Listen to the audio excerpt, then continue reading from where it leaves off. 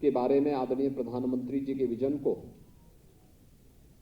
उत्तर प्रदेश सरकार प्रतिवर्ष भूजल सप्ताह के रूप में आयोजित करती है। 16 जुलाई से लेकर के 22 जुलाई के बीच में आयोजित हो रहे इस भूजल सप्ताह के दौरान 17 जुलाई को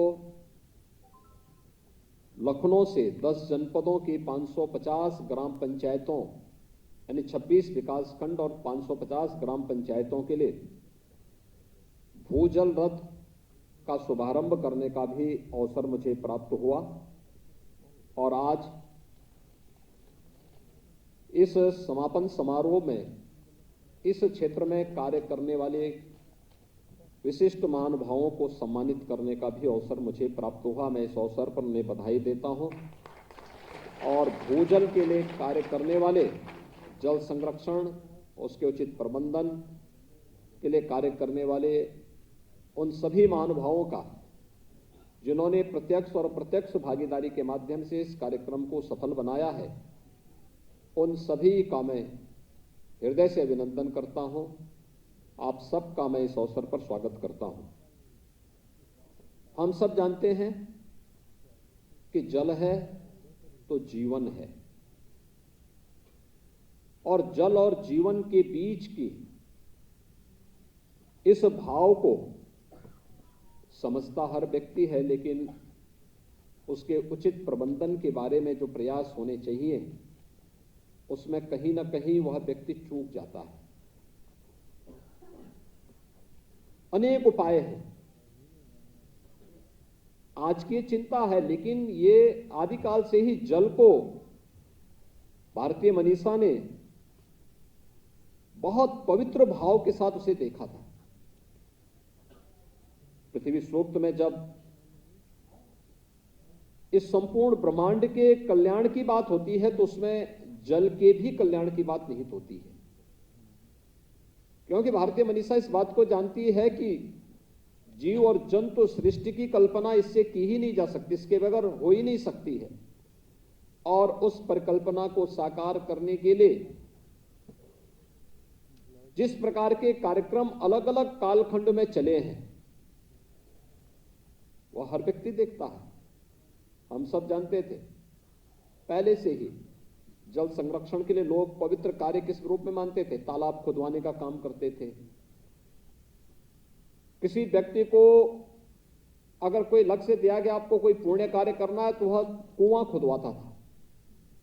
उस समय पाइप पेयजल की स्कीम नहीं रही होगी, लोगों ने कुआं खुदवाने का कार्य प्रारंभ किया। नदियों में गंदगी न करने के लिए लोग प्रोत्साहित करते थे कि भाई गंदगी नहीं करना है। उसको पवित्रता के रूप में हर गांव ने अपने यहां भारत ने देश के अंदर नदियों की पवित्रता की जब बात की तो उसको मां जैसा पवित्र भाव दिया और गंगा मैया के रूप में हमने भारत की सबसे पवित्र नदी को मान्यता दी। तो मान्यता देने के साथ ही आप जाते होंगे गांवों में, अनेक गांवों में जब मैं जाता हूं मैं देखता हूं वहां की गांव की छोटी सी नदी, कोई छोटा सा नाला है, लेकिन गांव के लोग उसी पवित्र भाव के साथ गांव की गंगा कहकर के उसे संबोधित करते हैं। गंगा भारत की इस पवित्र धारा जो भारत के अंदर भारत की ऋषि और कृषि दोनों परंपराओं के संवर्धन में अपना योगदान दी है, वह गंगा है। और गंगा का पवित्र नाम देकर के लोग जल संरक्षण के लिए अपनी प्रतिबद्धता को और उसकी पवित्रता को बनाए रखने के लिए सदैव कृतसंकल्पित रहे हैं। लेकिन बीच के कालखंड में जो चूक हुई उसका खामियाजा मानवता को भुगतना पड़ा। और आज उसी भाव को लेकर के कैच द रेन जैसे अभियान आदरणीय प्रधानमंत्री जी की प्रेरणा से पूरे देश के अंदर प्रारंभ हुए, अमृत सरोवर जैसे कार्यक्रम प्रारंभ हुए, रेन वाटर हार्वेस्टिंग की व्यवस्था को मजबूती के साथ आगे बढ़ाने के लिए हमें इसके लिए आवश्यक कानून बनाना पड़ा और भी अन्य अनेक प्रकार के कार्यक्रम हम लोगों को आगे बढ़ाने पड़े। एक कितनी चिंताजनक स्थिति है कि सन 2000 में प्रदेश के अंदर जितने विकास खंड अति क्रिटिकल थे, मात्र 17-18 वर्षों में उनकी संख्या बढ़ करके उससे कई गुना हुई। लेकिन विगत 4-5 वर्षों के अंदर जो अभियान प्रदेश के अंदर चले, उस अभियान के भी अच्छे परिणाम सामने आए, जिसमें अति क्रिटिकल से उन सामान्य उन विकास खंडों को सामान्य विकास खंडों में परिवर्तित करने में भी हमें मदद मिली। थोड़ा सा प्रयास हुआ तो वह देखते ही देखते उसमें परिवर्तन भी होता हुआ दिखाई दिया। जब प्रदेश की आबादी मात्र 6 करोड़ थी और आज प्रदेश की आबादी जब 25 करोड़ है, तो स्वाभाविक रूप से हमारी जो आवश्यकता है पेयजल की, सिंचाई की, अन्य औद्योगिक उत्पादन के लिए भी हम भूगर्भीय जल का अधिकाधिक इस्तेमाल करते हुए दिखाई दिए। लेकिन भूगर्भीय जल का स्थान, उसके संरक्षण के लिए किसी एक अभियान को हम उसके साथ जोड़ सकें, यह हमने अनिवार्यता नहीं कर पाए थे और इसीलिए डार्क जोन की संख्या बढ़ती गई, खारा पानी की समस्या बढ़ती गई, आर्सेनिक और फ्लोराइड की समस्या देश के सामने एक चुनौती के, प्रदेश के सामने एक चुनौती के रूप में आती हुई दिखाई दी। जब फिर से हम लोगों ने उसके प्रबंधन और संरक्षण के लिए, संवर्धन के लिए फिर से कार्य योजना बनाई, आज देखते ही देखते इसमें एक परिवर्तन देखने को मिला और इसमें सबकी सहभागिता हो सकती है। मुझे बताते हुए प्रसन्नता है कि विगत 5 वर्ष के दौरान प्रदेश के अंदर हम लोगों ने 60 से अधिक नदियों को पुनर्जीवित करने में हमें मदद मिली। आप अनुमान कर सकते हैं, ये नदियां कभी उस क्षेत्र विशेष के लिए कृषि उत्पादन की वे सभी वहां पर रीढ़ रही होंगी, लेकिन एक समय में लापरवाही के कारण वे नदियां लुप्त प्राय सी हो गई थी। जन सहभागिता के माध्यम से ग्राम्य विकास और अन्य विभागों ने जब जल शक्ति विभाग के साथ मिलकर के इस कार्यक्रम को आगे बढ़ाया, वे नदियां फिर से पुनर्जीवित हुई। अमृत सरोवर बनाए जा रहे हैं। आदरणीय प्रधानमंत्री जी ने हम सबको एक आह्वान किया कि देश के अंदर आजादी की अमृत महोत्सव कार्यक्रम के साथ हम जुड़े हुए हैं और आजादी का अमृत महोत्सव ये देश मना रहा है। आजादी के अमृत महोत्सव का मतलब इस देश ने अपनी आजादी को प्राप्त किए हुए 75 वर्ष पूरा करने जा रहा है। जब हम आजादी के 75 वर्ष पूरे करेंगे, उस अवसर पर वर्तमान और भावी पीढ़ी को देने के लिए हमारे पास क्या है। अलग अलग क्षेत्र के लोग अलग अलग क्षेत्र में काम करते हुए अपने कर्तव्यों का निर्वहन ईमानदारी के साथ करते हुए दिखाई देंगे, तो परिणाम हमारे सामने भी है। और उन्होंने प्रदेश के ग्रामीण क्षेत्र में भी और शहरी क्षेत्र में कहा था कि हम क्या हर जनपद में, ग्रामीण क्षेत्र में भी और नगरीय क्षेत्रों में भी क्या 75 अमृत सरोवर बना पाएंगे। और मुझे प्रसन्नता है कि प्रदेश के अंदर अमृत सरोवर बनाने की प्रक्रिया तेजी के साथ आगे बढ़ी है और हम लोगों ने अब तक कई अमृत सरोवर उत्तर प्रदेश के अंदर बनाने में सफलता भी प्राप्त की है। ग्रामीण हो या शहरी क्षेत्र, दोनों में कार्य स्वतःस्फूर्त भाव के साथ होता हुआ दिखाई दिया। प्रदेश सरकार ने रेन वाटर हार्वेस्टिंग के लिए एक विशेष व्यवस्था दी। शहरी क्षेत्रों में अगर एक निश्चित क्षेत्रफल से बड़े आवास अगर बनाने हैं या कोई भी सरकारी भवन बनाना हो, तो रेन वाटर हार्वेस्टिंग की अनिवार्यता उसके लिए अनिवार्य कर दी गई। उत्तर प्रदेश यद्यपि प्रकृति और परमात्मा की कृपा से अत्यंत उर्वरा भूमि रखता है, और उर्वरा उत्तर प्रदेश की भूमि इसलिए है क्योंकि हमारे पास पर्याप्त मात्रा में जल संसाधन है। हमारे पास ग्राउंड वाटर भी है, हमारे पास सरफेस वाटर भी है।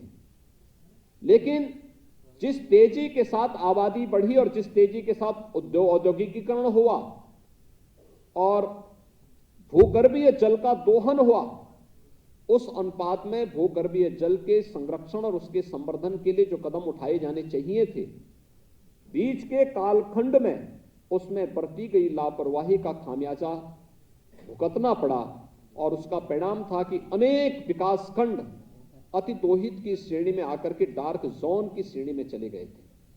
आज उन्हें धीरे धीरे करके फिर सामान्य स्थिति में लाने की कार्रवाई की जा रही है और 17 जुलाई को हम लोगों ने 10 जनपदों के, जिसमें बुंदेलखंड के 6 जनपद थे और पश्चिमी उत्तर प्रदेश के 4 जनपद थे, जिसमें मुजफ्फरनगर, शामली, मेरठ, बागपत, इनके 26 विकास खंडों के 550 ग्राम पंचायतों में जिस विशेष अभियान को आगे बढ़ाना था, जिसके लिए भूजल रथ यहां से प्रारंभ किए गए, वे वहां पे जन जागरूकता के इस विशेष अभियान के साथ जुड़े हुए हैं और उस कार्यक्रम में अवेयरनेस के लिए एक कार्यक्रम वहां तक पहुंचाने के साथ साथ लोगों को जल के एक बूंद के संरक्षण के लिए प्रेरणा प्रदान कर रहे थे। अभी हमारे जल शक्ति मंत्री आपको यहां पर इसके बारे में अवगत करा रहे थे कि कैसे हमें खेत पर मेड़ और मेड़ पर पेड़ के इस भाव को आगे बढ़ाने के लिए कर रहे थे। वर्षा की एक एक बूंद पानी का और जल संरक्षण का, घर का पानी घर में और खेत का पानी खेत में, यानी कि पवित्र भाव के साथ अगर हर व्यक्ति इसको एक मिशन मोड पर लेकर के जल की एक एक बूंद की कीमत को समझने लग जाएगा, तो आने वाले समय में जीव सृष्टि के लिए, जंतु सृष्टि के लिए किसी भी प्रकार का संकट नहीं खड़ा होगा। और इस भाव के साथ हम सबको जुड़ना होगा। मेरा आह्वान होगा पूरे प्रदेश वासियों से कि जो आंदोलन, जो अभियान वर्तमान में एक एक बूंद जल की, जो हमारे पास पहले से भूगर्भीय जल है, इस भूगर्भीय जल को संरक्षित करने के लिए, सुरक्षित करने के लिए और इसकी उतनी ही मात्रा में उपयोग करें जितना आवश्यक है। अक्सर होता क्या है, आप घर में जाते होंगे, कहीं जाते होंगे, पाइप पेयजल से कोई पानी आता है, हम उपयोग करते हैं और पानी भी पीते हैं, एक गिलास पानी लिया लेकिन नल खुला छोड़ देते हैं, दातून कर रहे हैं, आपको आवश्यकता नहीं लेकिन आप उसको खुला छोड़ देते हैं, उसकी कोई कीमत नहीं समझते। हमें एक एक बूंद जल की कीमत, जो मौजूदा व्यवस्था है उसकी भी समझनी पड़ेगी और जो व्यवस्था समाप्त, यानी जो हम नई व्यवस्था देने जा रहे हैं उसको भी, चाहे वह रेन वाटर हार्वेस्टिंग का हो या इस संबंध में जो अनेक मॉडल बनाए गए हैं, उन सबको भी हमें इसके साथ, अमृत सरोवर को इसके साथ जोड़ना पड़ेगा। पुराने सरोवर और तालाबों को, कुओं को फिर से पुनर्जीवित करना पड़ेगा और जैसे भी हो सकता है एक एक बूंद जल की अगर हम सुरक्षित करते हुए उसे संरक्षित कर सकेंगे तो भूगर्भीय जल की का जो संकट आएगा उस संकट से हम बच पाएंगे। और उत्तर प्रदेश की जो भूमि सबसे उर्वरा भूमि मानी जाती है दुनिया के अंदर, उस भूमि की उर्वरता को जल संरक्षण के माध्यम से, भूगर्भीय जल के संरक्षण के माध्यम से हम बनाए रखने में हमें सफलता प्राप्त हो पाएगी। आज के इस अवसर पर भूजल के उचित संरक्षण और संवर्धन के लिए जिन संस्थाओं और महानुभावों ने यहाँ पे कार्य किया है, मैं उन्हें हृदय से बधाई देता हूँ। विश्वास व्यक्त करता हूँ कि उनके साथ अन्य अनेक संगठन और संस्थाएं भी इस दिशा में अपने स्तर पर प्रयास करेंगी। मेरा आप सबसे आग्रह भी है कि हम लोगों को इस दिशा में और अच्छे प्रयास किए जाने की आवश्यकता अभी है। आपने देखा होगा मानसून 1 महीने से ज्यादा लेट हुआ है और जब एकाएक आएगा तो उससे काफी वह वहां पर नुकसान भी करता है, लेकिन फिर भी हमारी पहले से तैयारी शासन स्तर पर तो हो रही है, विभिन्न स्वयंसेवी संगठन भी इसके साथ जुड़े हुए हैं, लेकिन अगर हम सभी लोग मिल करके, पूरा प्रदेश इसके साथ मिल करके इस अभियान के साथ जुड़ेगा तो हम इस पवित्र लक्ष्य को प्राप्त करने में हमें सफलता प्राप्त होगी। मैं एक बार फिर से भूजल सप्ताह के समापन कार्यक्रम के अवसर पर आप सभी महानुभावों से और प्रदेशवासियों से मैं यही अपील करूंगा कि वह भूगर्भीय जल के संरक्षण के साथ साथ वर्षा की भी एक एक बूंद जल को सुरक्षित और संरक्षित करने में अपना योगदान दें, जिससे जीव सृष्टि और जंतु सृष्टि को हम बचाने में अपना योगदान दे सकेंगे। आप सबके प्रति मेरी शुभकामनाएं। धन्यवाद। जय हिंद। बहुत बहुत धन्यवाद आपके प्रेरणादायी उद्बोधन के लिए, जो कि सदैव लोक कल्याण के लिए समर्पित है। हम एक बार निवेदन करेंगे कि एक बार जोरदार तालियों के माध्यम से प्रणाम माननीय तक प्रेषित करें। और मैं बहुत ही आदर के साथ श्री बीके उपाध्याय जी, निदेशक भूगर्भ जल विभाग उत्तर प्रदेश से निवेदन करूंगी कि कृपया धन्यवाद ज्ञापित कर हमें अनुग्रहित करें।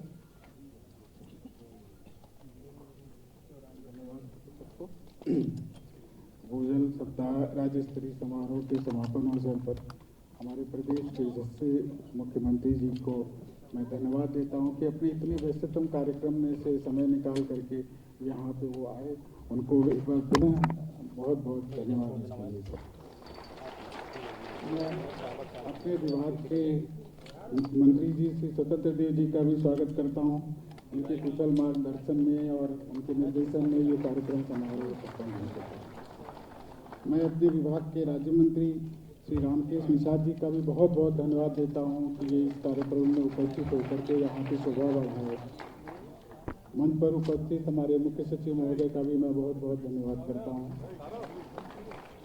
मैं अपने प्रमुख सचिव महोदय जी का भी बहुत धन्यवाद करता हूँ, जिनके निर्देशन में, जिनके कुशल निर्देशन में ही ये सारी एक हफ्ते का प्रोग्राम इतनी सफलतापूर्वक हम निपटा पाए हैं। इसके साथ ही इस समारोह में उपस्थित भूजल एवं संवर्धन के क्षेत्र में जिन लोगों ने अच्छे काम किए हैं, जिनको आज मुझे सम्मानित किया गया है, उनका भी मैं बहुत बहुत धन्यवाद देता हूं और आशा करता हूं कि आगे भी ऐसे लोग हमारे साथ जुड़ते रहेंगे और हमें अच्छा काम। इस समारोह में उपस्थित हमारे नन्हे मध्यम बच्चे जो एक सप्ताह से पूरा आंचलिक नगरी में इस अभियान को आगे बढ़ाने में कामयाब रहे हैं, उनका भी मैं बहुत बहुत धन्यवाद देता हूँ जो यहाँ पर उपस्थित हैं। इस कार्यक्रम में उपस्थित हमारे विभागों से आए हुए अन्य अधिकारीगण, हमारे एनजीओ और हमारे कुछ स्टूडेंट्स जो स्वप्न फाउंडेशन के हैं और हमारे मीडिया कर्मी हैं, जिनके बिना तो ये कोई कार्यक्रम संभव नहीं हो सकता था, उनको भी मैं बहुत बहुत धन्यवाद देता हूँ। मैं इनका भी बहुत धन्यवाद करता हूँ जो परोक्ष और अपरोक्ष रूप से, जिनका मैं नाम यहाँ ले नहीं पाया हूँ और जिनके सहयोग से ये कार्यक्रम को सफल बनाया जा सका है। इन सभी का मेरे तरफ से पूरा धन्यवाद। पुनः सभी लोगों का, मंचा सिंह और सभी लोगों का मेरा धन्यवाद।